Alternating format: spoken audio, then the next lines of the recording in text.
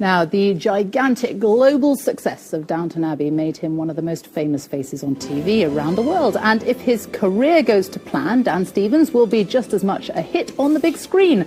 His new feature film, Summer in February, will be released later this week, co-starring Dominic Cooper. It's a love triangle set in Cornwall about a group of English artists on the eve of the Great War. It's been a very personal project for him, a labour of love in many ways. And Dan Stevens joins me this morning. Good morning. Lovely to see you. Just tell us a bit more about what the film is about.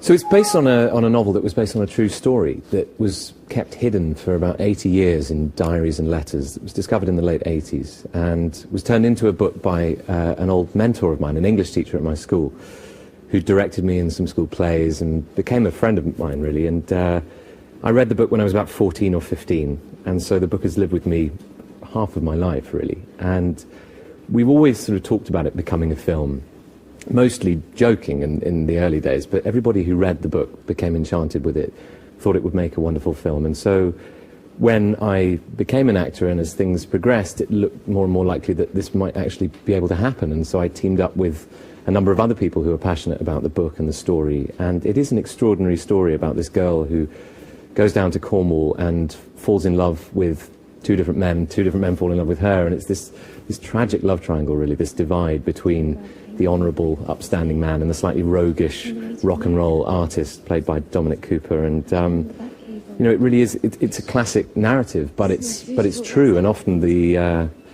I guess the narratives and mysteries of our own lives are more fascinating and need more understanding than fiction, really. I mean, it shows quite a lot of guts on your part, because there you are, you know, this great star of Downton, the surprise hit, and your next sort of big thing is a film that you have produced. It's a labour of love. It's something that you have really wanted to do since you were 14 years old. That's right. And did it feel like a risk? I mean, it's always a risk when making a film.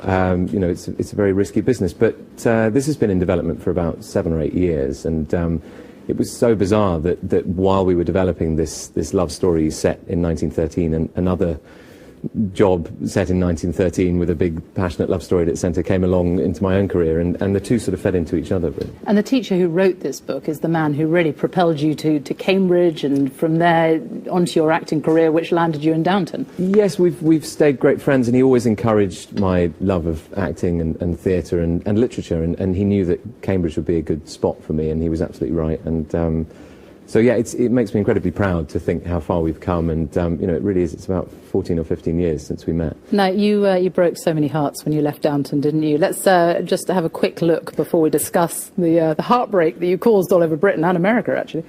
And then you go and die. It's quite an extreme way to get out of changing nappies, isn't it? I know.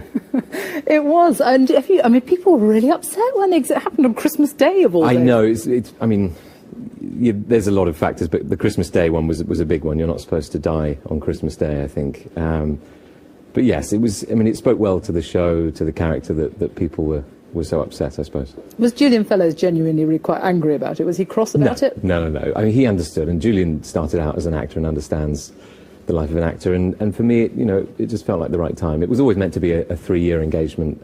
Obviously, they wanted it to run on, and you know, for me, it was time to move on. And you certainly have moved on. You look so different for a start. Is this life in America? It was for a role. I've just done a film with Liam Neeson in America, and I'm just off to do another film. So, you know, each role requires different shapes and sizes, hair colours, costumes, accents. You know, it's part of my job. And what is it like, life in America? Because you've moved lock, stock and barrel over there, haven't you? Living in Brooklyn at the moment, and really enjoying it, yeah. And that is where you see yourself now, is it? Is that the future? For the time being, although I'm back in the UK this summer shooting Swallows and Amazons. They're doing a film adaptation of that, so we'll be back here for a bit, and you know, just move around with the work, really. And while my family can travel, they will, and so it's an exciting time. And Summer in February, for people who want to go see it, is out this week? It's out this week, out on Friday, yeah. Lovely. Well, very nice to see you, Dan Stevens. Thank you very much for coming in.